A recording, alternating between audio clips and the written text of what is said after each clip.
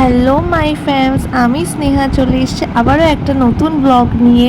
তো আজকে আমি শেয়ার করছি শনিবার দিন আমি সারাদিন কী কী করেছি, সেগুলোই তোমাদের সাথে আজকে এই ব্লগটা দিয়ে আমি শেয়ার করে নিচ্ছি।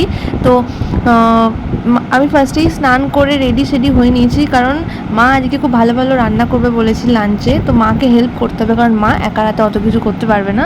তো ওই জন্য আমি একদম সকাল সকাল উঠে ফ্রেশ হয়ে চান করে নিয়েছি। আজকে ব্লগটা শুরু করছি ডিরেক্ট রান্নাঘর থেকে, কারণ আজকে অনেক ভালো ভালো মেনু হচ্ছে। তো এই দেখো, এখানে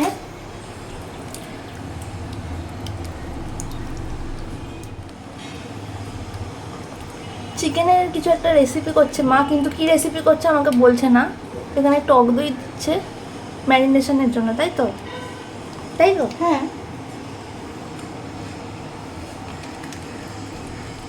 আর এইখানে ভাতটা এইভাবে করে রেখেছে। এটা আমার যতদূর মনে হচ্ছে এটা ফ্রাইড রাইস হবে না? ঠিক ভেবেছি।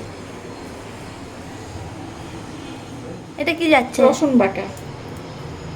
আচ্ছা, এগুলো সব ম্যারিনেশনের জন্য দিচ্ছ? চিকেনটার নাম কি সেটা তো বলো, রেসিপিটা। মহারানী চিকেন। মহারাজা হবে না? মহারানী, যেহেতু আমরা রানী তো রানীটা বললেই ভালো হয়। এটা কি আদা বাটা? এবার ম্যারিনেশনের জন্য পরিমাণ মতো নুন দিতে হবে। তো পরেও আমাদের চিকেনটা করার সময় নুন দিতে হবে, এখন ম্যারিনেশনের জন্য আপাতত নুন দিচ্ছি। এইবার পরিমাণ মতন তেল দিয়ে এটাকে ভালো করে মাখিয়ে রেখে দিতে হবে।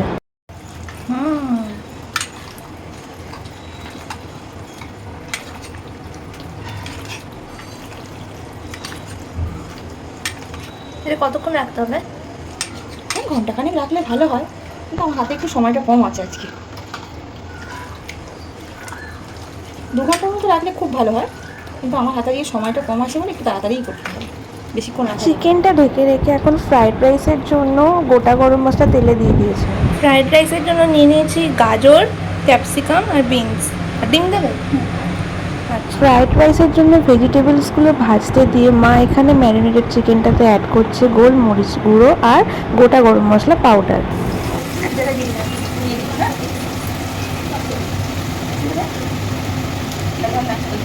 এইবার সাদা রাইসটাতে পরিমাণ মতন সাদা তেল, নুন আর চিনি দিয়ে ভালো করে মিক্স করে নিতে হবে। ভাতটাকে ওই হাঁড়িটাতে একটু নাড়ালে মনে হয় নেড়ে নিতে হবে।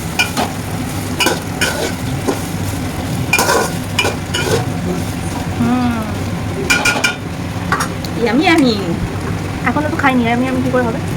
দেখে মনে হচ্ছে আমি হবে।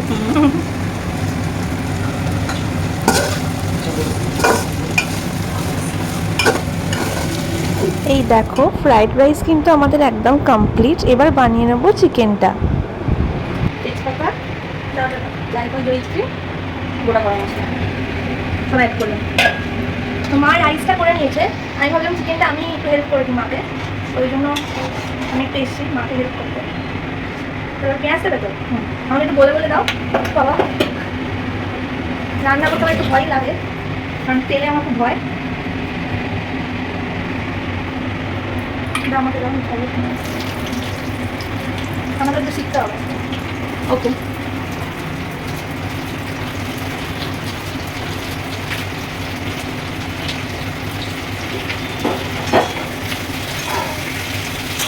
তো পেঁয়াজগুলো একটু ব্রাউন হয়ে গেছে, এবার মাংসটা দিয়ে দেবো খাবারে। কীভাবে দেবো মা? এভাবে দেবো? ভয় লাগছে তোমার, যাও।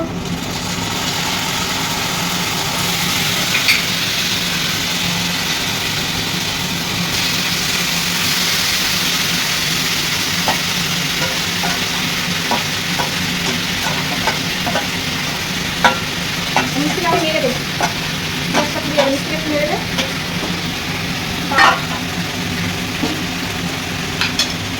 আমার সামলানোটাই বড় ব্যাপার, কারণ আমি রান্নাতে একদম নতুন। বাহ, লেগ পিস আছে, দুটো লেগ পিস আছে।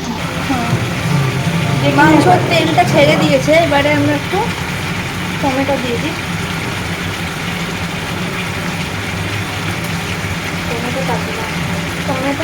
কাঁচা লঙ্কা দিয়ে দিলাম। তো ঝালটা যেরকম তোমরা খাও সেই অনুযায়ী দেওয়াটাই বেটার। আমরা ঝাল একটু কম খাই।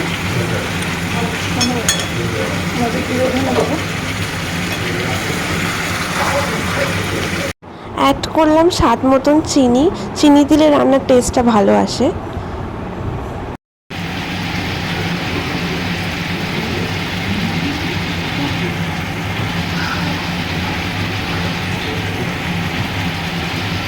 এমনি লঙ্কা দিচ্ছি, আবার একটু কাশ্মীরি লঙ্কাও দেবো। কাশ্মীরি লঙ্কা দেবো। প্রায় সেদ্ধ হয়েই গেছে, একটু গ্রেভিটা রাখবার জন্য একটু জল। কালারটা কিন্তু সেরা এসছে। হ্যাঁ, ওই কাশ্মীরি রেড চিলিটার জন্য এত সুন্দর কালারটা আসলো না? এটা এখনো পড়বে। কি পড়বে?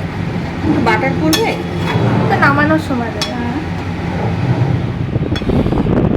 রান্না করতে করতে মায়ের থেকে এক পিস কষা তুলে নিয়েছি আমি টেস্ট করার জন্য, কারণ কষা মাংসর টেস্টটা আলাদা হয় ঝোলের থেকে। হেভি ওটা, হেভি ওটা ফাটাফাটি। এবার স্বাদ মতো নুন দিয়ে মাংসটা সেদ্ধ হয়ে আসলে নামানোর আগে অ্যাড করতে হবে বাটার আর ফ্রেশ ক্রিম।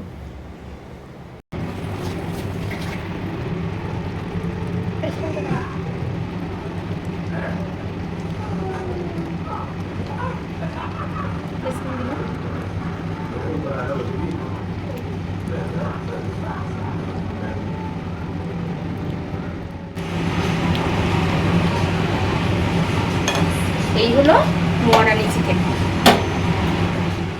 এই দেখো শেষে সব রান্না কমপ্লিট হয়ে গেলে আমি প্লেটটা এরকম সুন্দর করে সাজিয়ে নিয়েছিলাম সার্ভ করার জন্য।